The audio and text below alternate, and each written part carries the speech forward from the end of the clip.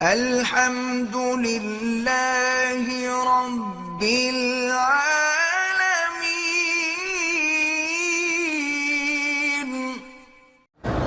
گزارش یہ ہے جی کہ 15 شعبان کی رات کی عبادت کے لیے مجھے کسی صحیح حدیث مبارک میں کوئی حدیث نہیں ملی۔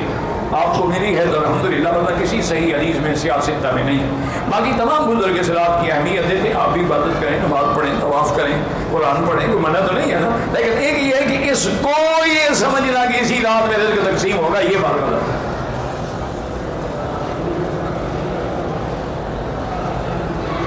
نصف شعبان کے بعد روزہ نہ رکھنا اس لیے بہتر ہے تاکہ رمضان میں آدمی کو روف نہ ہو، ورنہ جائز ہے، کوئی منع نہیں۔ حضور تو سب سے زیادہ روزے رکھتے ہیں شعبان میں،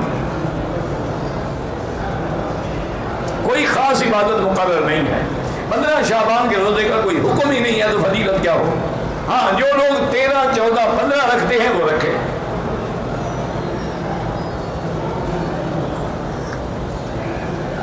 اصل مشکل پتہ ہے کیا ہے؟ وہ یہ ہے کہ ہم لوگ ادب آداب پہ زیادہ زور دیتے ہیں اور اصل کو چھوڑ دیتے ہیں۔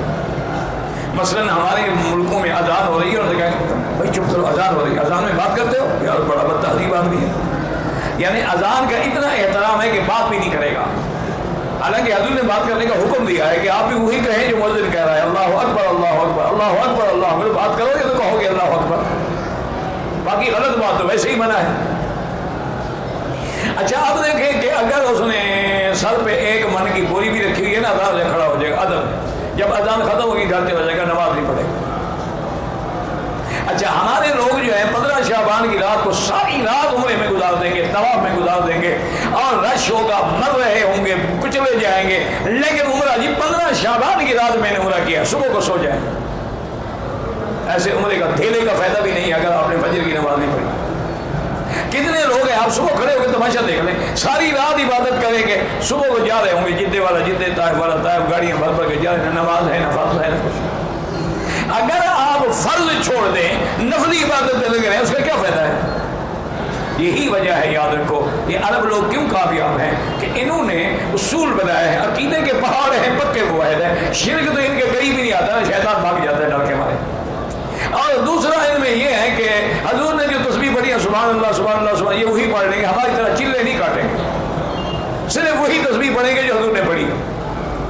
حضور نے جو دعا مانگی یہ بھی وہی مانگیں گے، اللہم انت السلام منک السلام تبارک یا ذا الجلال والاکرام، اللہم لا مانع لما اعطیت ولا معطی لما منعت ولا راد لما قضیت ولا ينفع ذا الجد منک الجد۔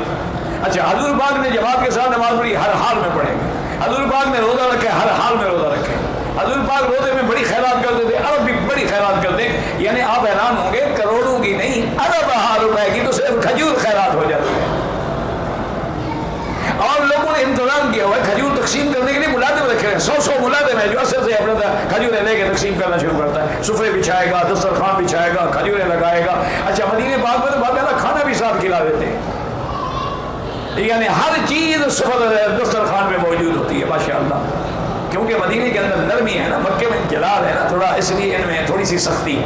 وہاں جو کہ رحمت للعالمین کا ڈیرا رہا تو وہاں رحمت زیادہ ہے، وہاں شفقت زیادہ ہے۔ چھوٹے بچے آئیں گے پکڑ کے آپ کو دسترخوان پہ لے جائیں گے کہ ہمارے ساتھ افطار کرو، ہمارے ساتھ بیٹھو، ہمارے ساتھ استعمال کرو، تو ہر قسم کی نعمتیں جو ہے موجود ہوتی ہیں۔ تو ہم لوگوں میں یہ بڑی عادت ہے کہ ہم نفلی عبادات میں، یا کسی بزرگ نے کہہ دیا ہے تو ایک ٹانگ پہ جا کے قبرستان میں کھڑا رہے گا وظیفہ کرنے کے لیے، لیکن جو حضور نے فرمایا وہ وظیفہ کبھی نہیں کرے گا۔ انا للہ و انا الیہ، ورنہ کون سی ایمان سے کہو نیکی ہے جو حضور نے نہیں بتلائی؟ کون سے برائی ہے جیسے حضور نے منع؟ بھائی حضور نے تو یہ بھی سکھلایا ہے کہ بیوی کے ساتھ کیسے لیٹنا ہے، حضور نے تو یہ بھی فرمایا ہے کہ بیوی کے ساتھ ملاعبت کیسے کرو، حضور نے تو یہ بھی سکھلانا ہے کہ کپڑے اتارنے سے پہلے کیا پڑھنا ہے، اللہم جنب الشیطان عنا وجنبنا ما رزقنا منہ، تاکہ تیری اولاد میں شیطان کا حصہ نہ ہو جائے۔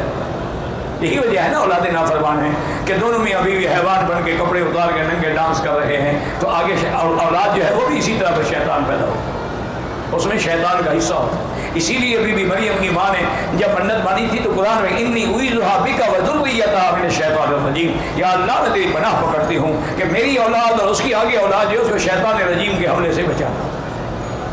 تو حضور نے ہمیں کیا نہیں سکھلایا ہے؟